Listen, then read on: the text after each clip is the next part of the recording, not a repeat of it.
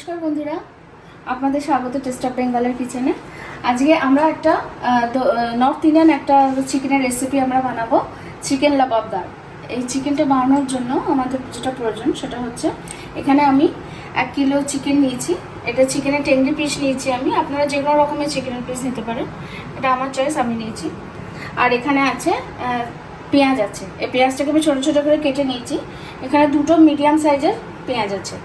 এখানে আদাও আছে অল্প, 2 ইঞ্চি কি 1.5 ইঞ্চি সাইজের একটু আদা আছে এটা। আর 4-5 কোয়া রসুন আছে, কাসুরি মেথি আছে 2 চামচ, আর এখানে এলাচ আছে 3টে, একটা বড় এলাচ আছে। এবার আমরা এখানে মশলা দেখে নেবো কী কী লাগবে। এখানে আছে আপনার ধনে গুঁড়ো আছে 2 চামচ, এখানে জিরে গুঁড়ো আছে 2.5 চামচ, এটা হচ্ছে কাশ্মীরি লাল মির্চ যেটা 1.5 চামচ মতো আছে, এটা হচ্ছে কিচেন কিং পাউডার যেটা 1 চামচ আছে, হলুদ গুঁড়ো আছে 1 চামচ, আর এটা আছে নর্মাল চিলি পাউডার, সেটা আছে 1/2 চামচের একটু বেশি। মানে কিছু কাজু আমি ভিজিয়ে রেখেছি, এই কাজুটা আমার লাগবে। এখানে আছে দই আছে 1 কাপ দই আছে, 1 বাটি দই আছে। আর এখানে 1 কাপ মতো কি 1 কাপের থেকে একটু কম ক্রিম আছে। এখানে টমেটো সস আছে আপনার ওই 5 চামচ হবে টমেটো সস আছে। আর সর্ষের তেল আছে 150 গ্রাম মতো।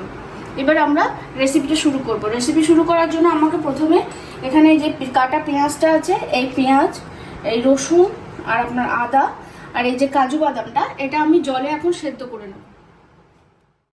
এখানে মাখা হয়ে গেছে চিকেনটা। এবার আমি এই চিকেনটাকে 1/2 ঘন্টার জন্য ঢেকে রেখে নেবো একটু ম্যারিনেট করার জন্য। তারপর 1/2 ঘন্টা পরে আমি প্রিপারেশনটা আরেকটুখানি এগিয়ে নেব। কড়াইয়ে তেল দিয়েছি, তেল গরম হয়ে গেছে। তার মধ্যে যে ফোড়নটা ছিল এলাচ, 3টে এলাচ, একটা বড় এলাচ, আমি সেটা দিয়ে দিয়েছি। মানে এলাচটা ফোড়নে ভাজা হয়ে গেছে। এবার যে পেঁয়াজ, রসুন, আদা আর কাজু বাদামটা সেদ্ধ করেছিলাম, সেটাকে বেটে নিয়ে যে পেস্টটা হয়েছে সেটা দিয়ে দেবো।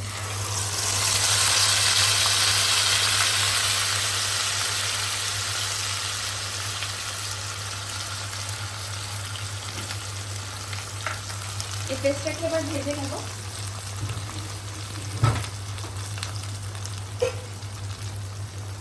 পেস্টটাকেও ভালো করে ভেজে নেব।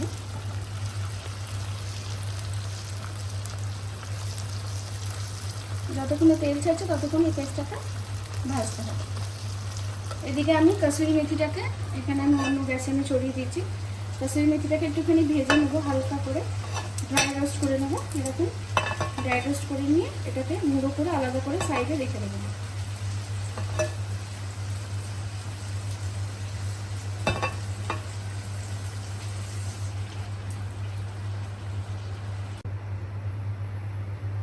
চিকেনটাকে ভালো করে এর মধ্যে মিশিয়ে নেব। আমি এখানে চিকেনটা যে ম্যারিনেট করে রেখেছিলাম, সে বাটিতে যে একটুখানি মশলা লেগেছিল, সেই মশলাটা আমি ধুয়ে জল দিয়ে দিয়েছি।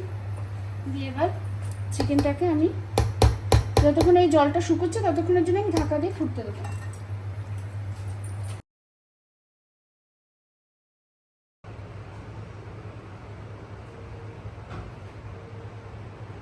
এবার রেডি হয়ে গেছে চিকেন লাবাবদার। এটাকে আপনি গরম রুটি, পরোটা, রাইস, ফ্রাইড রাইস, মটর পোলাও, পিস পোলাও, ভেজ পোলাও, যে কারোর সঙ্গে পরিবেশন করুন।